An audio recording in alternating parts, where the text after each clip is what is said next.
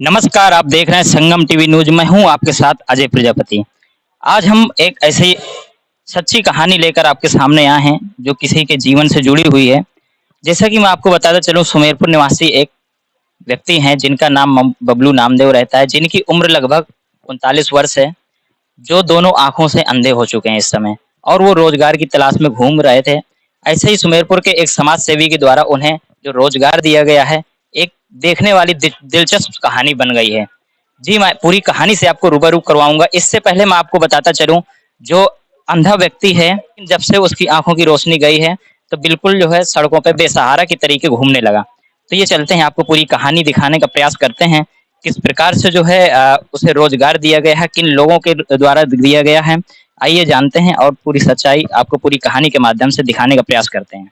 मैं इस समय पहुँच चुका हूँ उस जगह पर, जहाँ पर एक बेरोज़गार को रोज़गार दिया गया है और किन लोगों के द्वारा दिया गया है, ये भी मैं दिखाने का प्रयास करूँगा। सबसे पहले मैं इनसे बातचीत करूँगा, जिनकी आँखों की रोशनी जा चुकी है। ये पूरी तरीके से इन्हें दोनों आँखों की रोशनी जा चुकी है, कुछ भी नहीं दिखाई दे रहा है। ये आप मेरे सामने देख पाएँगे।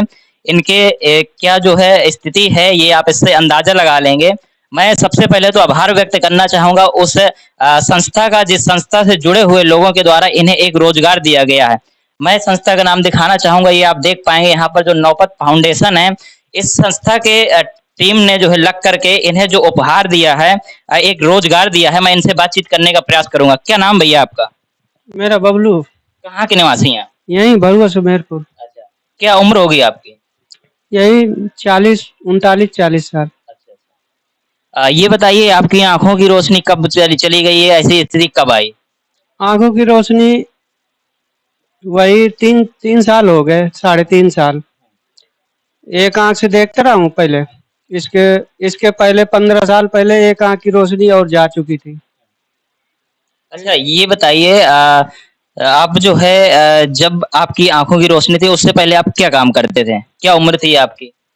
इससे पहले लगभग जो है वही 30 साल 35 साल पहले तो मैं काम कर लेता था, हर से काम कर लेता था, जो भी मिलता था मैं अपना कर लेता था। कोई फोटोग्राफी है, वीडियोग्राफी है और कंप्यूटर स्टूडियो में भी काम कर लेता था, स्पेलर भी चला लेता था और कंपनी में भी काम कर लेता था, फैक्ट्री में जो मिल जाता था मैं अब कर लेता था। तो ये बताइए, आज इस एक संस्था के द्वारा जो आपको उपहार दिया जा रहा है, आपको रोज़गार दिया जा रहा है, आपको कैसा लग रहा है? मुझे इस संस्था से मुझे बहुत खुशी है और मैं बहुत इनको धन्यवाद देता हूँ। और आपको ये संस्था के बारे में कैसे जानकारी हुई? कैसे आपकी इनकी मुलाकात हो गई? मुलाकात ऐसी हुई कि जो है ये मेरे आसपास मोहल्ले से निकलते चलते थे। कौन तो कौन लोग निकलते? ये सुनेश भैया, तो ये हमको देखते थे और बचपन से हम इनको जानते थे, ये भी हमको जानते थे। जब जब जब आपकी आँखों में रोशनी थी, इससे पहले मतलब जब रोशनी थी तब आप उनसे मिलते थे, बाय फेस परिचित थे? हाँ, मैं परिचित था। अच्छा, हुँ। और साथ में उठा-बैठी चलना फिरना भी काफ़ी हो जाता था।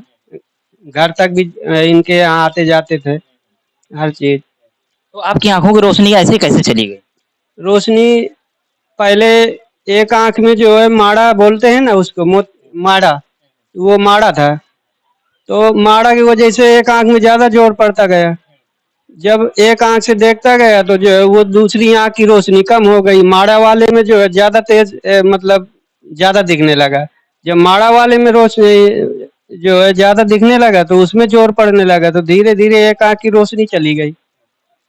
फिर रोशनी एक की चली गई, फिर दूसरे की भी जो है धीरे-धीरे उसमें भी चली गई। शादी हो गई आपकी? हाँ, शादी हो गई, बच्ची है एक, वही 4 साढ़े 4 5 साल की। तो आप अपने घर परिवार के साथ ही रहते हैं, पत्नी के साथ? नहीं, नहीं, नहीं, पत्नी का कहना है कि जो है मैं अब मुझे मतलब नहीं है और ये अपना चाहे जहाँ रहे, जैसे रहे। मतलब जब तक रोशनी थी, पत्नी आपके साथ में थी, जब आपकी आँखों की रोशनी चली जाती है, तो पत्नी आपका साथ छोड़ देती है। हाँ, वो अपना तो आज जो है आपको एक प्रेम भेंट दिया जा रहा है, क्या दिया जा रहा है भेंट में? आप ही बताइए दर्शकों को। ये मैं बचपन में मुझे बजाने का बहुत शौक था। क्या बजाने का? यही ढोलक वगैरह, पैड वगैरह, नाल वगैरह। तो मेरे मन में आया कि मैं इस ढोलक से, नाल से अब मैं कुछ काम तो कर नहीं पाऊँगा। तो मैंने सोचा कि जो है ये ढोलक मुझे उपलब्ध हो जाए तो मैं धीरे-धीरे घर में सीखूँ, जो जितना सीखा है उसके आगे और सीखूँ। लेकिन ये ढोलक मेरे हाथ में इतनी महँगी आएगी कैसे? तो मैंने जो है इनको अपनी विचार बताए कि जो है मेरी ये समस्या है कि मुझे ढोलक एक नाल दिला दिया जाए, तो मैं इस नाल को अपने घर में रख के सीखूँगा भी और इसके बाद जो सीखूँगा और जो रामायण वगैरह होती हैं तो उसमें बजाऊँगा, जो पैसे मिलेंगे तो खर्च के लिए होगा। तो सुनेश भैया ने मुझे जो है नाल दिलाई। मुझे कहा कि चलो साथ में अपने पसंद की नाल ले लो। बिल्कुल, ये सबसे बड़ा संदेश उन लोगों के लिए है जो लोग कहते हैं कि हमें रोज़गार नहीं मिल रहा है और रोज़गार ना मिलने की वजह से जो है गलत कार्य करते हैं, गलत कदम उठाते हैं। मैं उन लोगों को कहना चाहता हूँ, ऐसे लोगों से ये बबलू भैया से जो है सीखें कि जैसे कि इनकी आँखों की रोशनी नहीं है, फिर भी इन्हें इनकी जो एक लगन थी कि मैं जो है खुद से करके अपने मेहनत से जो पैसा कमाना चाहता हूँ और उसी पैसे का अपने ऊपर ये प्रयोग करना चाहता हूँ, ना कि कोई गलत काम करके प्रयोग करना चाहता हूँ। तो ये इनसे सीखने वाली बात होगी। इन्होंने अपनी इच्छा जो थी तो नौपत फाउंडेशन के जो अध्यक्ष थे उनसे जाहिर की और समस्त नौपत फाउंडेशन के जो है सभी लोगों ने मिल करके सारे सदस्यों ने इन्हें एक सप्रेम भेंट किया है। जो नाल ढोलक है वो कहाँ से लिया और जो इनकी पसंद की थी वही ढोलक इन्हें दिलाई गई है, कहाँ से लिया आप ही बताइए। ये भरुआ सुमेरपुर में बस स्टैंड में कुशवाहा की दुकान है। तो मैं गया था, मोटरसाइकिल से लिवा गए थे मुझे। तो कौन लेके गए? इन्हीं लोगों के एक दोस्त थे, तो वहाँ लिवा कर गए थे और मैंने ढोलक पसंद करके उनके साथ ही आया था। मैं चाहूँगा जो इन्हें सप्रेम भेंट की गई है तो मैं दिखाने का प्रयास भी करूँगा क्या चीज़ है वो और किस तरीके से है मैं ये भी दिखाने का प्रयास करूँगा आपको। ये आप देख पाएँगे। ये मैं दिखाना चाहूँगा आपको। नौपत फाउंडेशन की तरफ से ये बबलू भैया को भेंट किया गया है। अ, और मैं चाहूँगा कि ये बबलू भैया इसे जो है बजा के भी दिखाएँगे। बजाइए भैया इसे।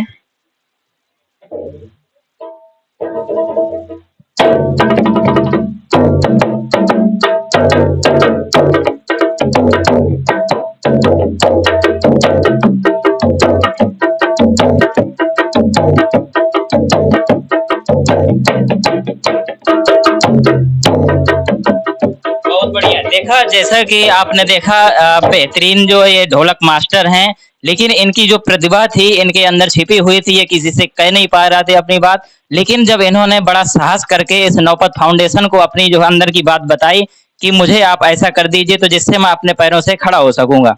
और इनकी जो इच्छा थी वो इच्छा आज इनकी पूरी हो गई। आप कैसा आप फ़ील कर रहे हैं? आप क्या कहना कहना चाहते हैं जो नौपत फाउंडेशन के बहुत सारे जो सदस्य हैं, उनके लिए आप क्या कहना चाहते हैं? मैं नौपत फाउंडेशन के जितने भी सदस्य हैं उनको धन्यवाद देता हूँ और मुझे बहुत खुशी हो रही है कि ऐसा काम ये लोग करते हैं। मुझे बहुत अच्छा लग रहा है। जी, बिल्कुल और भी मैं आगे चलूँगा और नौपत फाउंडेशन के जो पदाधिकारी हैं, उनसे बातचीत करने का प्रयास करूँगा, कुछ सदस्य हैं, उनसे भी बातचीत करने का प्रयास करूँगा। क्या वो अपनी ऐसी जो है प्रेरणा इन्हें कहाँ से मिलती है इस तरीके के जो कार्य करने की? मैं उनसे बातचीत करने का भी प्रयास करूँगा। जी, क्या नाम भैया आपका? मैं स्वनेश सोनी। जी। जैसा कि आज आपकी संस्था के द्वारा आपके द्वारा एक बेसहारा व्यक्ति को सहारा दिया गया है, उन्हें रोज़गार दिया गया है, तो इसमें आपको ये कैसे जानकारी हुई और ऐसे करने की अच्छे नेक कार्य में जो प्रतिभाग करने की कैसे प्रेरणा मिली आपको? देखिए, प्रेरणा तो हम मेरे मुझे माँ-बाप से मिली है, जहाँ से मैंने पढ़ाई की है, जहाँ से जिनके संस्कार मेरे ऊपर आए हैं। और रही बात, मैं तो ये चाहता हूँ कि हमारे नगर में ऐसे कोई व्यक्ति हों, जो ऐसी मजबूरी में रह रहे हैं, वो लोग हमसे संपर्क करें। हम उनके लिए हमारी टीम और हम निरंतर उनकी सेवा के लिए बराबर लगे रहेंगे। और रही बात बबलू भैया की, तो बबलू भैया की स्थिति तो मैं काफ़ी दिन से देख रहा था। इनका आपको बताता चलूँ कि अभी इनका इलाज भी आँखों का हम लोग चंडीगढ़ और ग्वालियर से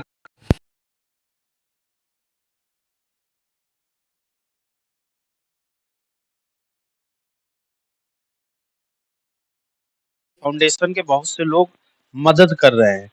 बस खुशी इस बात की होती है कि हम जो है ऐसी खबरों के माध्यम से आप लोगों तक ये सूचना देना चाहते हैं कि अगर कोई इस तरह से कोई आपके बीच में कोई रह रहा है तो आप उसको उसकी ज़रूरत को समझिए।